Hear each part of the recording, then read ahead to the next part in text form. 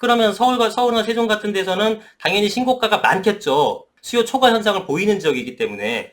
그러면은 봐보세요. 전체 매매에서 신고가의 비중이 얼마나 될지를 먼저 찾아봐야 되는 거예요. 네, 안녕하세요. 반갑습니다. 이승훈 소장입니다. 자, 서울의 거래 취소 44%가 신고가, 호가 띄우기, 뭐 이런 기사가 있어요. 이게 기사가 12일이니까 조금 된 기사인데, 뭐, 기사를 찾은 게 아니라, 뭐, 다른 우연히 영상을 보다가 이런 관련된 영상이 나오길래 뭔 내용인가 기사까지 찾아보게 됐어요. 그래서 이 영상에서는, 야, 이게 거래 취소가 소위 말하는 자전거래. 그래서 투기꾼들이 금액을 올리기 위해서 일부러 높은 금액이 신고한 다음에 취소하는 방식에 또 가격을 띄우는 그런 전략을 쓰고 있다. 그런 것들이 진실이 밝혀졌다. 뭐 이런 영상이 있었어요. 그래서 그걸 보면서 참 어이가 없다는 생각이 들었습니다. 왜냐하면 가격을 올리기 위해서 그런 수고까지 안 합니다. 네? 여러분들 부동산 가격이 뭐 안 오르면은 올리기 위해서 어떤 노력을 할 수 있는데 잘 오르고 있는 걸 못해라 뭐 자전거래라고 뭐 쌩 난리를 칩니까? 예? 아, 참, 보세요. 해석을 어떻게 하는지 잘 보여드릴게요. 그리고 어떤 또 실수를 하는지, 지금 뭐, 하락론자들은 이거 갖고 난리가 났습니다. 좋아가지고. 막 파티하고 있어요. 아, 역시 뭐, 예? 이 투기꾼들도 사기꾼도 이러고 있어요. 해석을 잘못해놓고. 자, 한번 보시죠. 신고가로 거래했다가 한 달 뒤 계약을 취소해 아파트 시장 가격을 교란하는 사례가 나오고 있다. 집값 상승세를 주도한 서울에서 최근 두 달간 매매가 취소된 아파트의 절반가량은 신고가였던 것으로 나타났다. 자, 서울에서 최근 두 달간 매매가 취소된 아파트가 있죠. 그 중에 절반가량은 신고가였던 것으로 나타났다. 이에 일각에서는 아파트 실거래가가 공개된 점을 악용해 아파트가 이전보다 훨씬 비싼 가격에 거래된 것처럼 속여 집값을 띄우는 수법이 아니냐는 의혹이 제기되고 있다. 두 달간 매매가 취소된 아파트의 절반이 신고가였던 것으로 나타났다. 제목도 서울 거래소의 무려 44%가 신고가다. 뭐 이런 식으로 여러분들이 아무 생각 없이 또 듣게 되면은 이상한데? 이렇게 들려요. 이상한데. 그러니까 조금 우리 머리를 쓰자고요. 조금만 생각을 더 하면 돼요. 여러분, 서울 같은 데서는 주로 거래되게 되면은 신고가를 찍겠습니까? 신고가보다 낮은 금액의 거래가 되겠습니까? 요거부터 출발을 해보자고요. 자, 여러분들이 매도자예요. 여러분들이 유주택자든 다주택자든 무주택자든 관계없어요. 임대인이든 임차인이든 관계없어요. 그냥 내가 주택이 있다고 쳐보자. 그리고 이 주택을 내가 좀 팔아야 되는 거예요. 나는 어때요? 돈을 많이 받고 싶어요? 적게 받고 싶어요? 당연히 많이 받고 싶죠? 조금이라도 더 받고 싶어 하는 게 사람 심리죠? 자, 그러면은 우리 옆집에 실거래가가 요즘 다 나오니까 우리 옆집에 4억 8천에 거래가 됐어. 예를 들면 4억 8천에 아파트 거래가 됐어. 그럼 내 집 5억에 팔고 싶어요? 4억 5천에 팔고 싶어요? 당연히 5억에 팔고 싶죠. 옆집에 4억 8천 거래되는 거 뻔히 봤는데 에이 너무 비싸네. 난 4억 5천에 팔아야지. 손 들어보세요. 그러실 분. 어, 여러분들이 집을 갖고 있던 안 갖고 있던 그런 사람은 없다라고 전 단언할 수 있습니다. 예, 뭐 천에 한 명 정도는 아주 돈에 해탈한 분이 있겠죠. 예? 그러나 정상적인 사람이라 그러면은 당연히 옆집이 4억 8천 팔았으면 최소한 4억 8천 이상을 받고 싶은 게 사람의 심리입니다. 그죠? 예. 그래서 신고가가 최저가의 기준이 되겠죠. 그럼 신고가가 찍혀 있잖아요. 그러니까 내가 사기 전에 실거래가 시스템에서 가장 높은 금액이 보일 거예요. 여러분들도 구입하는 매수자도 보겠지만 매도자도 보겠죠. 우리 옆집이 4억 8천에 팔렸네. 그 전까지는 4억 6천이 최고가였거든요. 그래서 난 4억 6천보다 더 받아야지 이러고 있었어요. 그럼 4억 7천쯤 팔 생각을 하고 있었는데 4억 8천에 찍혔어. 그러면 4억 7천이 안 팝니다. 하루만에 생각이 바뀌어요.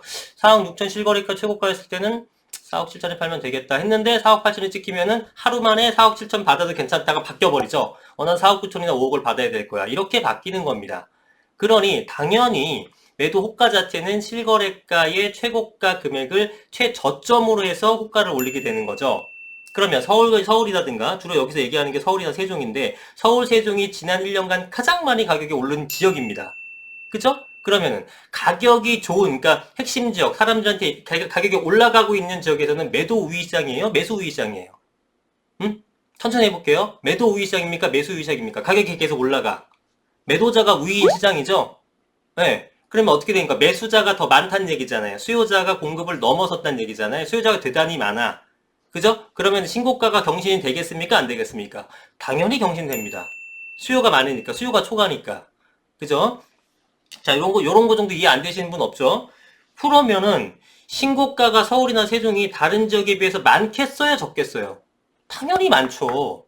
당연히 많고, 저는 신고가가 뭐 44%밖에 안 된다는 것도 놀라워요. 사실 훨씬 더 많아야 돼요. 근데 왜 이렇게 신고가가 그럼 거의 100% 신고가야 되는데 왜 그러냐면은 신고가를 신고하는 기간이 30일이 있잖아요. 요것 때문에 그렇다고 좀 판단을 해요. 그리고 동호수별 차이가 나니까. 근데 나랑 거의 뭐 대동소이한 정도의 물건이다. 그리고 실거래가가 떴다. 그러면은 그 이상을 받는 건데 예를 들면 4억 6천 정도가 최근 거래여서 나는 4억 7천을 받으려고 했어요. 근데 4억, 이제 실제로는 실거래가가 4억 8천 했던데, 그 다음에 4억 7천에 거래된 게 있어. 이거는 뭐냐면은, 4억 8천짜리 거래를 했다고 하더라도 이거를 신고하는데 얼마나 걸려요? 30일이라는 시간이 걸리잖아요. 예전엔 60일이었고. 그럼 30일 기간 동안에 이게 안 떠요, 실거래가가. 계약은 됐지만. 그러니까 나는 이게 4억 8천에 거래된 걸 모르잖아요. 내가 알고 있는 최고가는 4억 6천인 거야. 4억 8천 거래된 거 몰라. 난 4억 7천에도 팔 수 있겠지. 최고가를 경신해서 어쨌든 팔았으니까. 근데 신고는 얘가 먼저 했네? 그죠? 그래서 4억 8천 신고되고 내게 4억 7천에 거래되니까 야 4억 8천 거래되는데 신고가보다 낮은 거래가 나타났을 뿐이지 이 사람이 4억 8천을 봤으면은 절대로 4억 7천에 안 받았을 거라는 얘기입니다. 무슨 얘기인지 아시겠죠? 네. 물론 무조건 그렇게 된다는 얘기는 아니에요. 왜냐면 로얄동 로얄층 같은 경우는 당연히 비싼 거고 나는 그 거래를 받지만 얘보다는 내가 조금 층이 낮고 로얄동이 아니니까 좀 낮게 팔아야겠다 이런 경우도 있겠죠. 근데 비슷하다 그러면은 당연히 신고가를 넘어서는 거래가 되는 게 정상인 거예요. 그러면 서울이나 세종 같은 데서는 당연히 신고가가 많겠죠. 수요 초과 현상을 보이는 지역이기 때문에. 그러면은 봐보세요.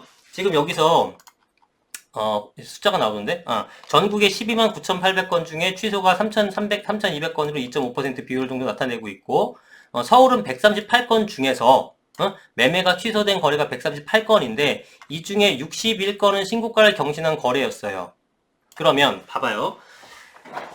전체 매매가 있고요. 전체 매매에서 취소된 거 말고 전체 매매에서 신고가의 비중이 얼마나 될지를 먼저 찾아봐야 되는 거예요. 저는 전체 매매 중에서 신고가의 비중이 여기 지금 취소한 것 중에 44% 신고가잖아요. 전체 매매 거래 중에서 신고가 비중이 44%가 넘을 겁니다. 전체 거래 중에서 신고가 비중이 반은 넘는다고 봐요. 그러면 전체 거래에서 일부 딱 떼가지고 138건 딱 떼가지고 살펴보게 되면은 원래 절반 정도가 신고가가 나오는 게 정상인 거야. 그죠? 봐봐요. 신고가가 전체 거래 중에서 신고가가 비율이 막 5%, 10%밖에 안 돼. 근데 취소가 40 몇 프로씩 나왔다. 그러면은 의심해 볼 만한데 원래 이런 동네는 신고가가 거래가 돼요. 전체 거래 중에서 신고가 비율이 원래 높다니까? 근데 그 중에 일부 띄어갖고 당연히 높지. 이해됩니까? 그러니까 지금 여기 나오는 게 서울이나 세종 같은 데인데 서울하고 세종이 가장 비싸잖아. 그럼 당연히 신고가를 찍었겠죠. 당연히 신고가 찍은 게 많은데 그 중에서 취소된 건도 당연히 신고가 중에 찍은 그 취소된 사례가 있다라는 건 당연한 거 아니겠습니까? 응? 지금 이해됐나요, 여러분들? 이게 어떻게 보면 너무나 당연한 걸 갖다가 왜 이게 자전거래가 호가 띄우기에 근거가 되는 거예요? 나는 이해를 못하겠어. 조사한 결과 특히 지난 한 해 아파트 가격이 크게 오른 서울과 세종에서 신고가로 거래했다가 취소된 비율이 높게 나타났다. 당연하지 않나요? 서울과 세종에서 신고가를 찍은 게 많기 때문에 당연히 신고가 찍은 게 많기 때문에 취소된 비율 중에서 신고가도 많은 거. 그건 지극히 정상적인 거예요. 신고가가 낮으면 그게 이상한 거지. 그래서 서울과 세종이 다른 지역보다 취소된 것 중에 신고가 비율이 2배가 높았대요.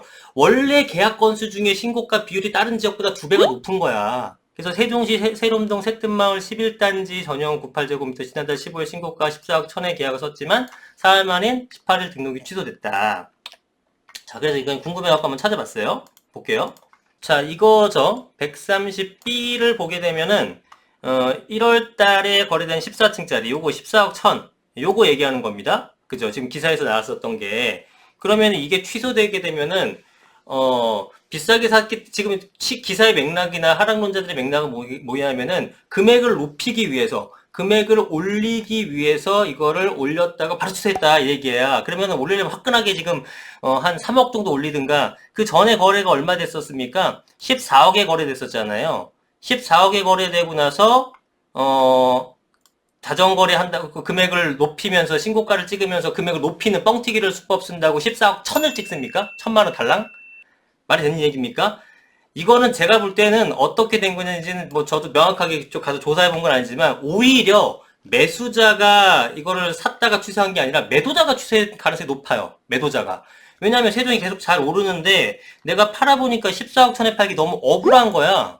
계속 가격이 오르는데 지금 호가 보세요. 이 130B형이 이게 낮은 가격에서 보니까 14억 7천서부터 16억까지 갔으니까 평균 15억 한 3, 4천 정도 거래가 되고 있죠. 벌써 1억 정도 더 올랐죠. 호가 기준으로는.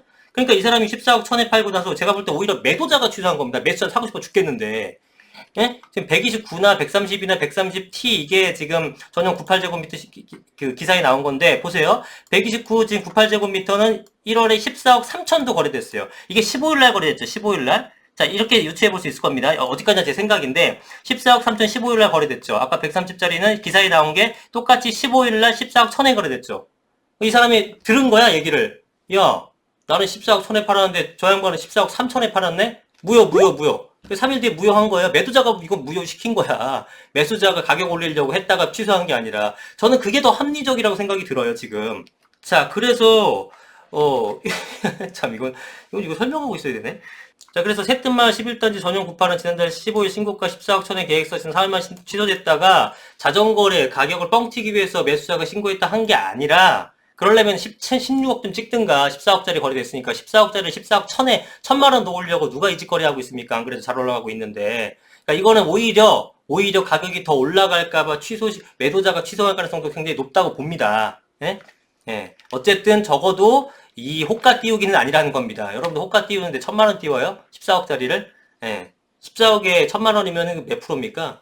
1%도 안 되잖아. 1%가 1,400이니까. 0.8% 올리려고 이거를 한다고요? 아, 말이 됩니까? 어떻게 해석을 그렇게 합니까?